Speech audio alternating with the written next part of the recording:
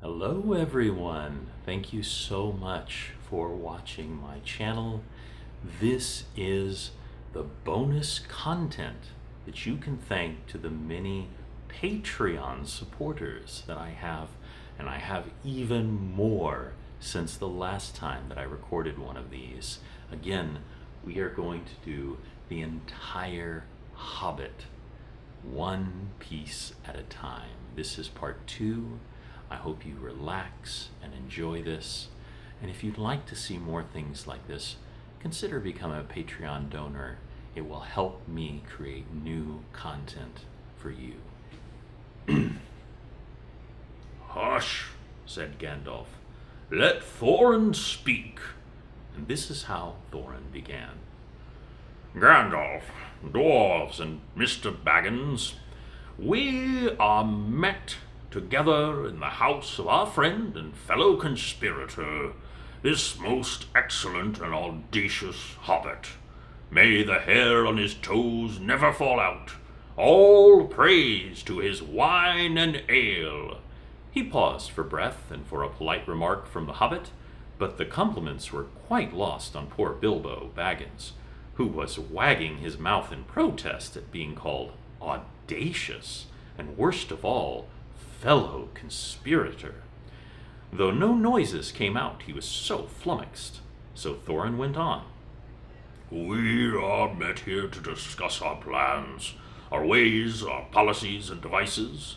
We shall soon, before the break of day, start on our long journey, a journey from which some of us, or perhaps all of us, except for our friend and counselor, the ingenious wizard Gandalf, may never return. It is a solemn moment. Our object is, I take it, well known to us all. To the estimable Mr. Baggins, and perhaps to one or two of the younger dwarves, I think I should be right in naming Fili and Kili, for instance, the exact situation at the moment may require a little brief explanation. This was Thorin's style. He was an important dwarf. If he had been allowed, he would probably have gone on like this until he was out of breath, without telling anyone there anything that was not known already. But he was rudely interrupted. Poor Bilbo couldn't bear it any longer. And at may never return, he began to feel a shriek coming up inside, and very soon it burst out like a whistle of an engine coming out of a tunnel. All the dwarves sprang up, knocking over the table. Gandalf struck a blue light on the end of his magic staff, and in its firework glare the poor little hobbit could be seen kneeling on the hearthrug, shaking like a jelly that was melting. Then he fell flat on the floor and kept calling out, "Struck by lightning! Struck by lightning!" over and over again, and that was all they could get out of him for a long time. So they took him and laid him out of the way on the drawing room sofa, and with a drink at his elbow, and they went back to their dark business. Excitable little fellow, said Gandalf as they sat down again, gets funny queer fits, but he is one of the best, and fierce as a dragon in a pinch. If you have ever seen a dragon in a pinch, you will realize that this was only poetical exaggeration applied to any hobbit, even the old Took's great-granduncle Bull-roarer, who was so huge, for a hobbit, that he could ride a horse. He charged the ranks of the goblins of Mount Graham in the Battle of the Green Fields, and knocked their king, Glowfimble's head clean off with a wooden club. It sailed 100 yards through the air and went down a rabbit hole, and in this way was the battle won and the game of golf invented at the same moment. In the meanwhile, however, Bull-roarer's gentler descendant was reviving in the drawing room. After a while and a drink, he crept nervously to the door of the parlor. This is what he heard Glowin speaking. Or some snort or less like that. "Will he do you think? It is all very well for Gandalf to talk about this hobbit being fierce, but one shriek like that in a moment of excitement would be enough to wake the dragon and his relatives and kill the lot of us. I think it sounded more like fright than excitement. In fact, if it had not been for the sign on the door, I should have been sure that we had come to the wrong house. As soon as I clapped eyes on that little fellow bobbing and puffing at the mat, I had my doubts. He looked more like a grocer than a burglar. Then Mr. Baggin turned the handle and went in. The Took side had won. He suddenly felt he would go without bed and breakfast to be fierce. As for little fellow bobbing on the mat, it made him really fierce. Many a time afterwards the Baggins part regretted what he did now, and he said to himself, "Bilbo, you were a fool. You walked right in and put your foot in it." "Pardon me," he said, "if I have overheard words that you were saying. I don't pretend to understand what you are talking about, or your reference to burglars, but I think I am right in believing," this is what he called being on his dignity, "that you think I am no good. I will show you. I have no signs at my door, it was painted a week ago, and I am quite sure you have come to the wrong house.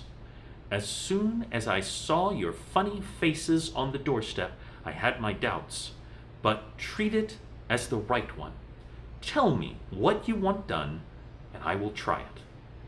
If I have to walk here to the east of East and fight the wild wereworms in the last desert, I had a great-great-great-granduncle once, Bull Roarer Took, and—" Yes, that was a long ago," said Glowin. "I was talking about you, and I assure you there is a mark on the door, the usual one in the trade, or used to be, burglar, once a good job, plenty of excitement and reasonable reward. That's how it usually read.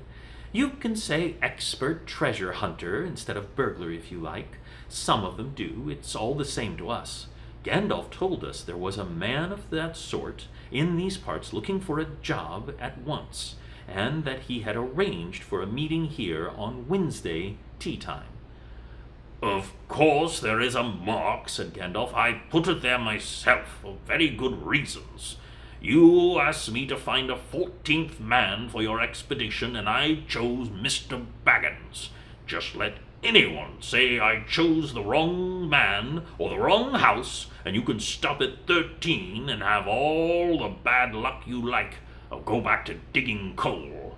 He scowled so angrily at Glowin that the dwarf huddled back in his chair, and when Bilbo tried to open his mouth to ask a question, he turned and frowned at him and struck out his bushy eyebrows, till Bilbo shut his mouth tight with a snap. "That's right," said Gandalf. "Let's have no more argument. I have chosen Mr. Baggins, and that ought to be enough for all of you. If I say he is a burglar, then a burglar he is, or will be when the time comes. There is a lot more in him than you guess, and a deal more than he has any idea of himself. You may, possibly, all live to thank me yet. Now, Bilbo, my boy, fetch the lamp, and let's have a little light on this." On the table in the light of the big lamp, with a red shade, he spread a piece of parchment, rather like a map. "This was made by Thror, your grandfather, Thorin," he said in answer to the dwarves' excited questions. "It is a plan of the mountain." "I don't see how that will help us much," said Thorin disappointedly after a glance. "I remember the mountain well enough and the lands about it, and I know where Mirkwood is and the Withered Heath and where the great dragons breed." "There is a dragon marked in red on the mountain," said Balin, "but it will be easy enough to find him without that if ever we arrive there."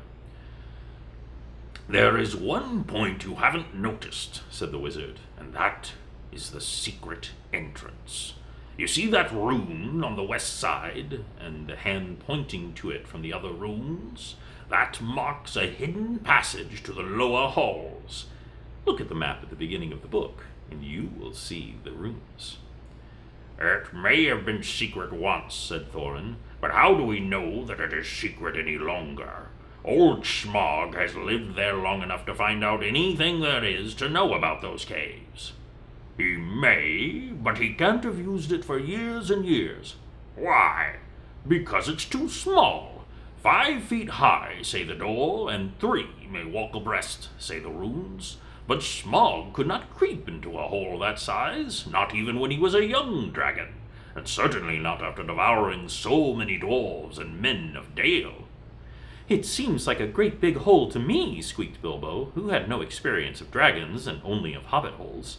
He was getting excited and interested again, so he forgot to keep his mouth shut. He loved maps, and in his hall hung a large one of the county road with all his favorite walks marked out on red ink.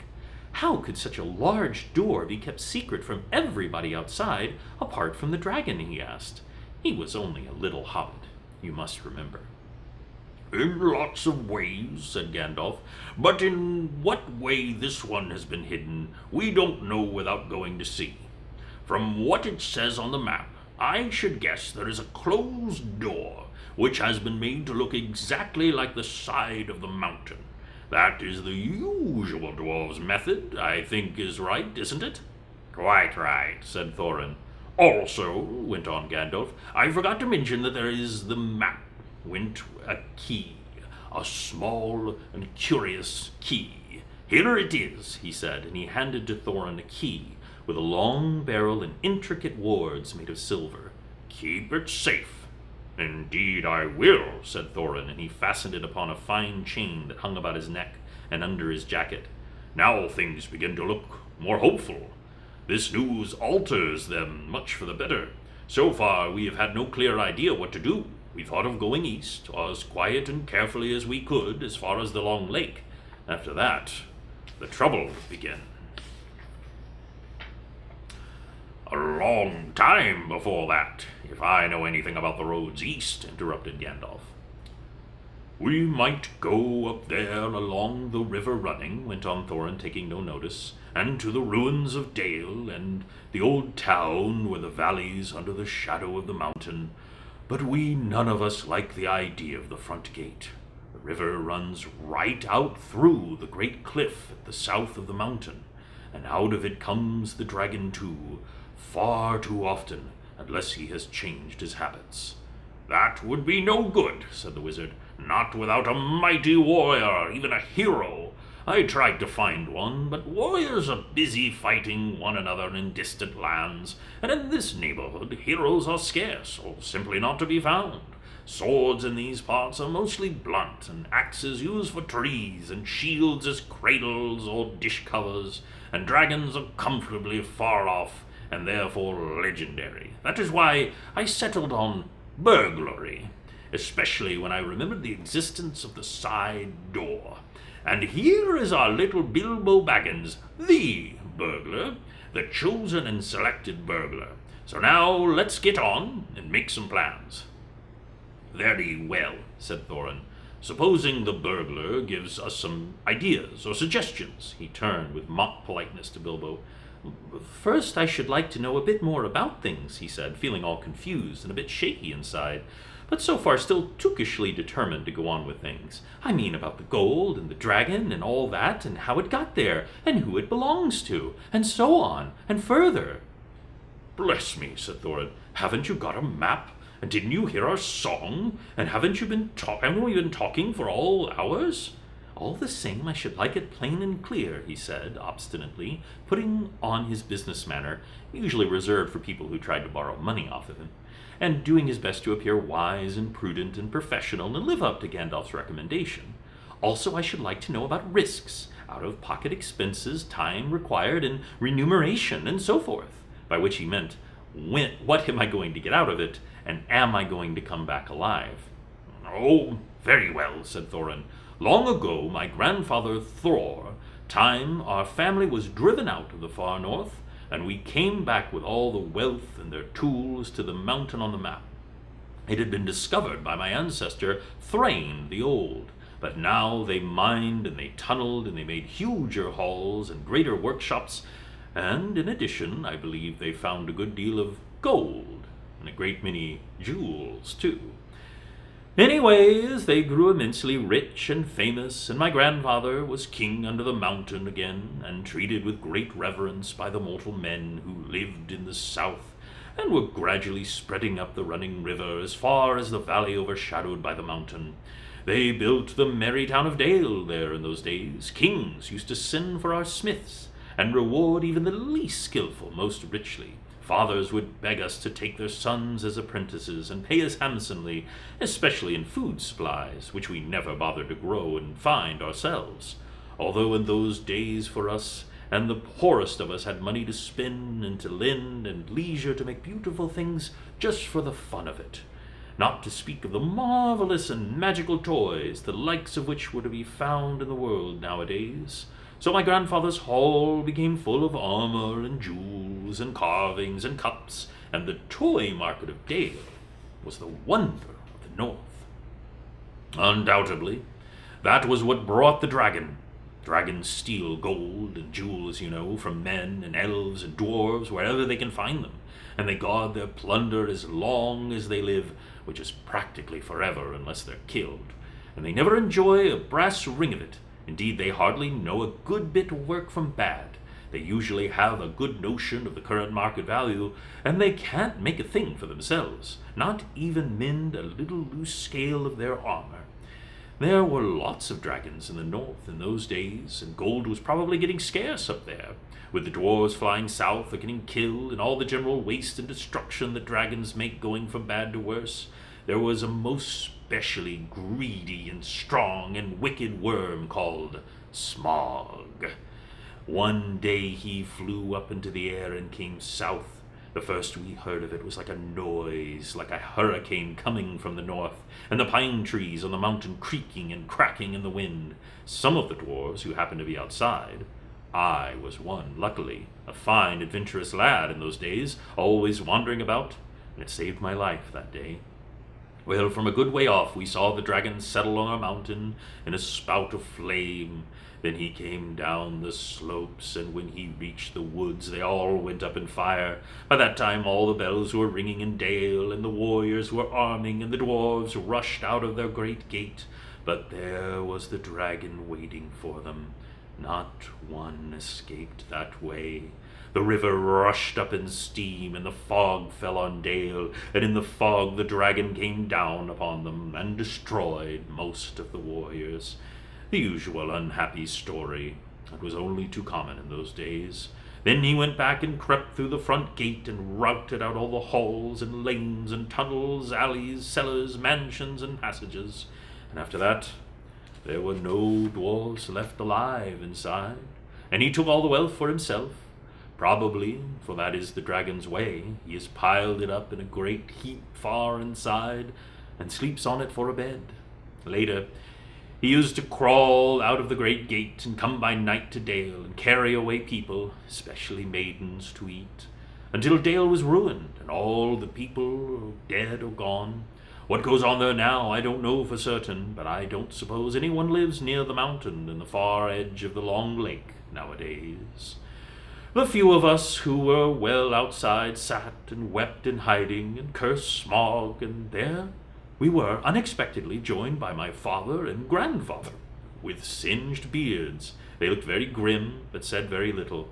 When I asked how they got away, they told me to hold my tongue, and said one day in the proper time I should know.